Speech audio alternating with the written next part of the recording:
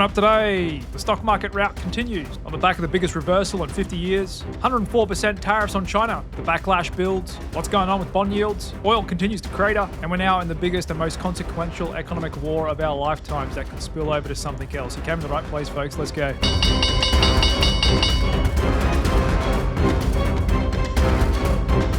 It was another wild day of trading on Wall Street. In fact, we just had the biggest intraday reversal in history after a massive gap up. And this comes on the back of the largest economy in the world, levying a 104% tariff on the second largest economy in the world, which goes into effect midnight tonight. And I'll dive into that in a minute. Just looking at the heat map here, we do have a few pockets of green. Not really good to see defense contractors, actually some of the best performing stocks today, with a little bit of defensive bid in healthcare stocks, and actually got some big financials finding their feet before they begin reporting this Friday. But still some of the biggest stocks out there getting hit really hard, and I'll show you them on the chart later on. And stay tuned in with me today, because later on in this video, I'll give you an option trading tutorial, how you can generate extra income from selling options on stocks you want to buy and sell anyway, which I think you'll find interesting. But there's a look at the daily candle on the spider. Absolutely wild. We actually took out yesterday's highs, and once again, putting in a monster trading range today, over 7% from low to high. No real surprise to see the fear and greed index still stuck at the bottom of the extreme fear zone here. And so we're currently in the middle of one of the worst stock market routs in history. In fact, this is the fourth worst performance at this point year to date for the S&P 500, going back 100 years. We have to go back to the depression years of the 30s or 2020 lockdowns to see comparable moves. And just looking at a chart here of the average true range as a percentage for the S&P 500, we are currently in the midst of one of the top 5 volatility episodes we've seen over the past 20 years. In fact, greater than Volmageddon 2018, greater than 2011 debt crisis. It's only really eclipsed by 2020 and 2008. How much worse can this get? That's what we're going to be looking at in today's video, plus a few other things. And it's not good news for investors. 2025 is shaping up to be a scratch at best, because typically when the market has a deep correction beyond 15%, final result for the year ain't all that great. The deeper we go, the more likely the year will finish negative, even if we do get a bit of a bounce from here.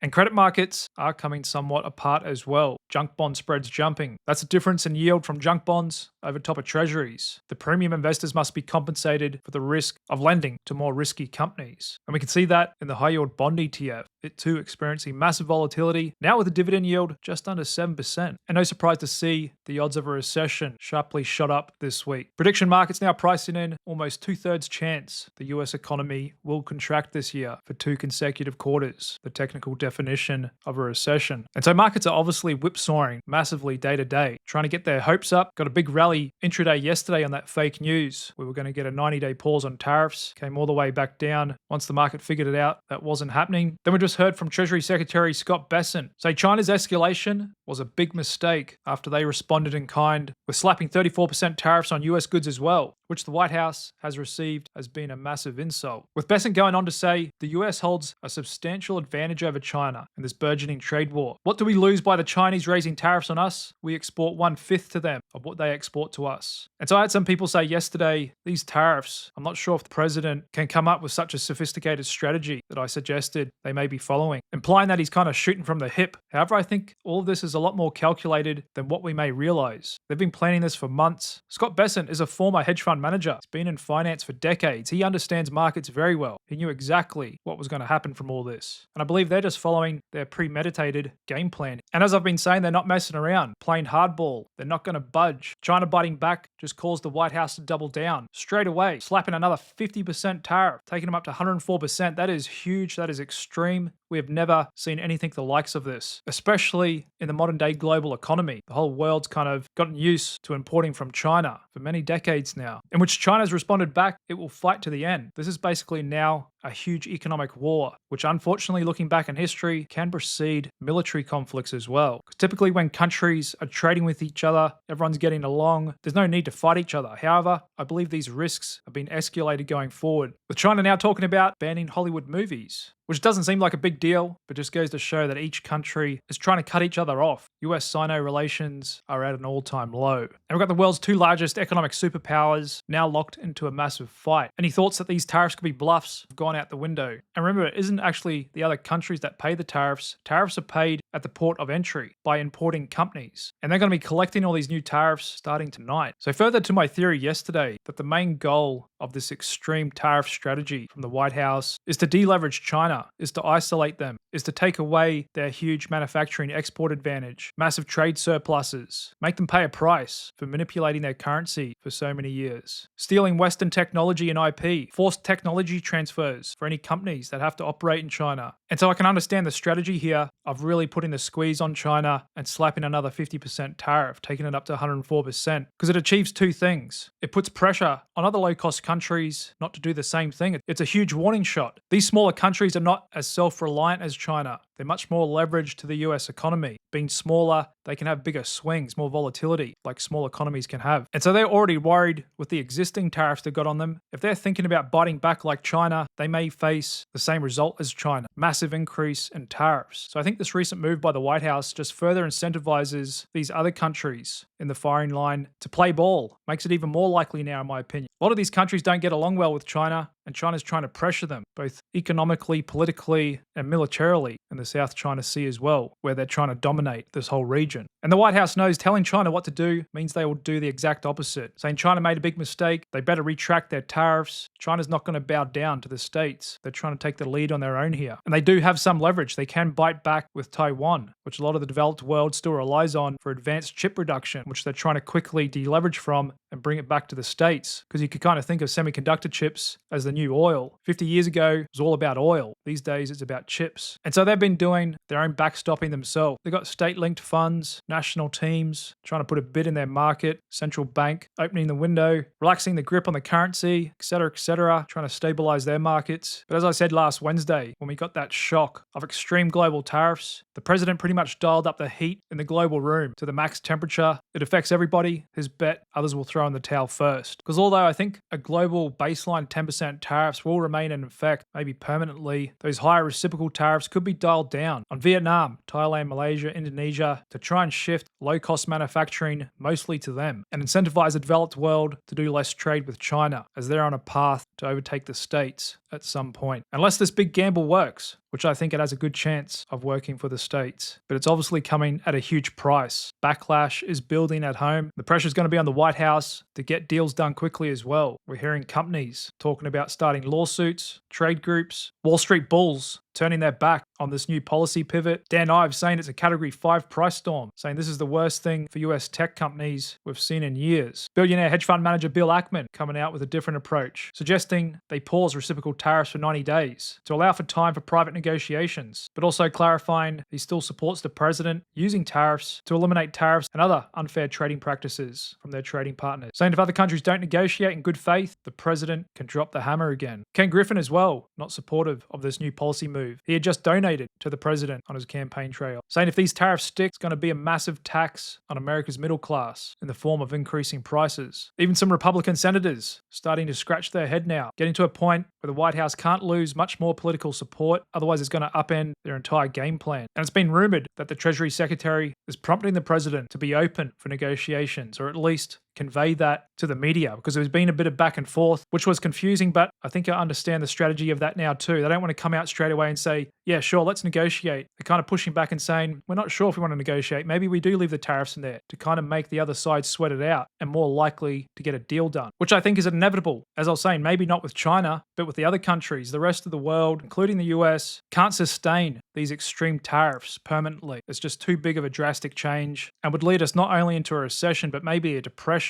And so maybe the White House is starting to open up a bit, now telling countries, bring us your best offers. And we just heard from the president, said he had a great call with the leader of South Korea. So I think for sure deals are going to get done, but the president is just playing the art of the deal with the end goal to not only level the playing field globally with every country, but also, as I said, isolate China, deleverage them. This is just one of many stats where China is absolutely dominating. They are building Navy ships and military assets at a speed you wouldn't believe. They produce more ships than the rest of the world combined. They made more ships in 2024 than the States has produced since the 1940s. They are on a path to dominate the world unless we do get a big material change here. And I know everybody's not a fan of the president or even the States for that matter. And to that I say, Do you genuinely want a world where China dominates the economy and military? Remember, they're still communists. We have big cultural differences. And the further this goes on, if we ever did see a big global conflict, the West is getting to the point where we can't even produce everything we need. We've become so reliant on Asia that it is a global security risk. I think becoming a bit more self-sufficient is a good thing as well. Not to mention the situation with US debt being blown out of control over the last 10, 20 years, especially accelerating over the last 4 years. The US government was simply spending at an unsustainable rate. And now credit agencies are starting to raise their eyebrows. Don't be surprised to see US credit downgraded again. Because remember, a lot of people, companies, entities, and organizations on the home team, they don't see or care about all this strategy I'm talking about. Many of them are more determined to bring down the president than do anything for their country. And that's not to say the US credit rating doesn't deserve to be downgraded. However, if that were to come soon, that's just pouring fuel on the fire. Because just like our own personal credit rating or a company's credit rating, the lower that goes, the higher yield we have to pay to people that want to lend us money. Lower credit rating means more risk, means higher yield. Interestingly, the back end of the US bond curve isn't getting created, but rather steepening, which is confusing many. One would think yields would be getting created on the back of recession fears. The Fed's going to lower rates, which I think they're more likely to do soon anyway. But are we getting big foreign holders of treasuries dump? Bonds are coming off hard, causing yields to spike. Or is the market more worried about inflation? Because the dollar did bounce the last couple of days. A little bit of a pullback there today. But then on the other hand, the market was worried about inflation. Fed fund futures wouldn't have dramatically increased their odds today that the Fed's actually going to cut in May. Greater than a 50% chance now. And looking at another cut in June. But the Fed very well may stay on hold for the rest of the year because there's both inflationary risks and recession risks. So the only way the Fed's going to cut is if the jobs market starts falling apart. But if prices are going up, they're really going to have their hands tied. Could be in a stagflation scenario. That is, if these huge tariffs persist. A lot of them could very well be negotiated away over the coming weeks, month or two. Otherwise, if they do stay in effect, global economy is staring down the barrel of dire consequences, that's for sure. And that's what the commodity market is telling us as well. Crude oil continuing to tank, coming from a position of already excess supply, expected more supply from both the States and OPEC. And there's a look at crude futures, now trading at $57 a barrel. It was a week and a half ago, we're at 72. It's been such a dramatic repricing in global markets, practically overnight. And I guess the good news is it does bring down the cost of gas for millions of consumers who couldn't even give a crap about the stock market. So I guess that's one good thing to come out of it. But for us investors, we're now staring down the barrel of a potential bear market, which the indices have technically already gone into, or a bear market with a recession. Looking back in history, if we just have a bear market without a recession, we're looking at about a 30% fall, which the Russell's already done, the Nasdaq almost, not quite the S&P. But if we get a recession, the market on average will fall back not that much further, but for more longer, and sometimes a lot further. GFC, the S&P had a 55% drawdown, peak to trough. But the difference between these times is the economy and markets were kind of stuck. There was nothing they could really do. But this time, because of tariffs, which are elastic, they can be reversed. But if they stay into effect for too long, the damage will be done. Not only in the underlying economy, but just in sentiment and positioning in the market. And so just before I give a quick tutorial on how to sell options to generate more income on stocks you want to buy and sell anyway, let's just first look at the VIX and a few stats around it. Obviously holding up pretty high here. We finished at 52. That's not something you see quite often. And so how you work out what the expected average daily movement in the S&P is based on the VIX is you take the current level and you divide it by 16. And that's because there's approximately 252 trading days in the year, and the square root of that is about 15.9. So we just round it to 16. That gives us 3.27. Option dealers are pricing in the S&P will move on average 3.27% a day up or down for the next month. And so that's extremely high. And so looking back in history, after the VIX has closed above 45 3 straight days, like we've just done, it can be quite messy in the short term over the next couple of days, week or two later. In fact, most of the time, the market's still lower. We don't always get a V-shaped bottom. We can get plenty of retests, consolidations, fake outs, gaps, reversals like we saw today, you name it. Quite a messy process. However, looking out past a month or two, things start to improve coming out of these spikes in fear. In fact, 6 months later, the market's positive 71% of the time, when the VIX is closed above 45 for 3 straight days. And in fact, pretty much every single time, bar '08, pretty much a scratch, the market was higher a year later and by a huge amount. Remember, the market only averages about 9-10% a year. Coming out of these fear spikes, we can get big forward returns. Or will this time be different? Everything's really easy looking back in hindsight. Trading that hard right edge of the chart, well, that's a little different. And here's another stat.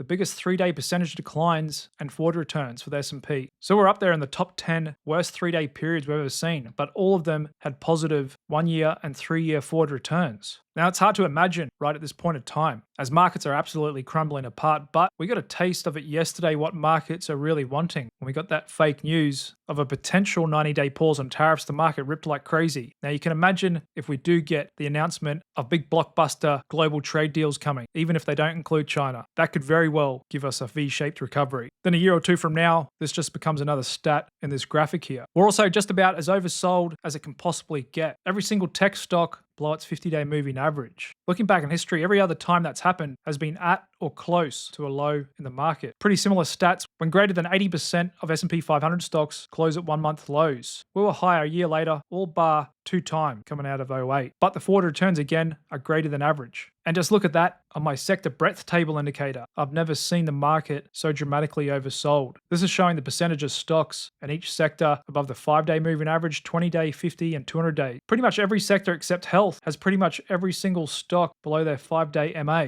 It's been indiscriminate selling across the board, apart from a few little small pockets holding up. Okay, so before I get back into the charts and we'll do some analysis on the S&P 500 index, show you some other interesting stocks as well. Just thought I'd give you a quick tutorial on cash secured puts and covered calls and how some investors can use them to generate extra income on stocks you wanted to buy or sell anyway. And so what is a cash secured put? Well, say the stock was trading at $110 and you wanted to buy it at $100. You thought that was a good level, good valuation. You can put a resting buy limit order in to buy the stock at $100. Alternatively, you could sell the 100 strike put, which in this example, the put's priced for $5. Now, cash secured means you've got the cash in your account ready to buy the stock. So each contract is 100 shares. 100 times 100 is 10,000. So if you had 10,000 in available cash in your account, you sold the 100 put. If the stock closed below 100 at expiry, you would get 100 shares of the stock put into your account with a cost basis of $100 per share. And you still keep the premium. So really, your cost average would be $95 because of the $5 put you sold, bringing in $500 in premium net credit. Or if the stock expired above 100 at expiry, you wouldn't get the stock put into your account and you would just keep the premium, the $500. On the other hand, an uncovered, or what's known as a naked put, if you're just shorting the put with no intention of taking delivery of the stock, you might only need 30% of the stock price, say $3,000 in margin to cover that naked put, and you can trade the put just like a stock. You can use a stop loss, 50% take profit, or whatever.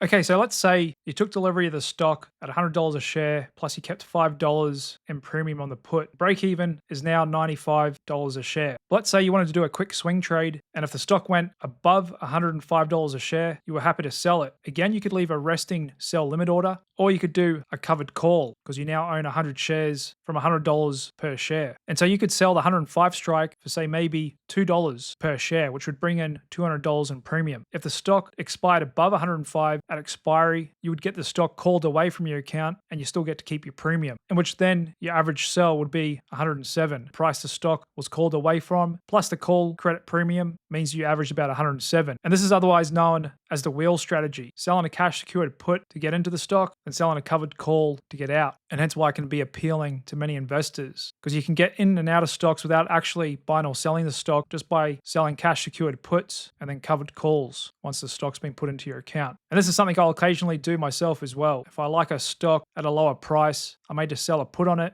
If it expires above, I'm happy to keep the premium. If it expires below, I'm happy to get the stock put into my account. Then sometimes I'll wait for the stock to potentially make another swing high and then maybe sell another call to once again to get out of the stock if we expire above it. Otherwise, you can just keep writing calls for as long as you own the stock and keeps bringing in more premium. That's the wheel strategy. And I could keep talking about that for a lot longer. However, we're going into OT here. So just wrapping up this daily market review, a few stocks of interest today. Apple down another 5% in the firing line here. And so we've now got the largest stock in the world. Well, it was the largest stock. I think Microsoft's overtaken them now. Hitting a drawdown 35% in just a couple of months. Huge moves out there, even in the biggest companies in the world. Interesting though, volatility adjusted, beta adjusted. Some other high growth stocks are holding up a bit better, like Palantir. Even though it's had a big percent drawdown, like I said, adjusted for volatility, it's actually holding up quite well, which I found interesting. And just looking at the main indices, Russell, we are getting some reversal signals here. Big volume, market could potentially be trying to form a short-term bottom, even if we do get a little bounce and roll over again. Same with the Spider and the Qs as well. Was yesterday morning a bit of a low? We might need some positive news to cement that, or just us less bad news, like we saw on that fake news rally yesterday. Then we came in today feeling pretty good. Then we got the escalation with China, 104% tariffs, pretty dramatic stuff. And so I guess we'll be waiting for tomorrow.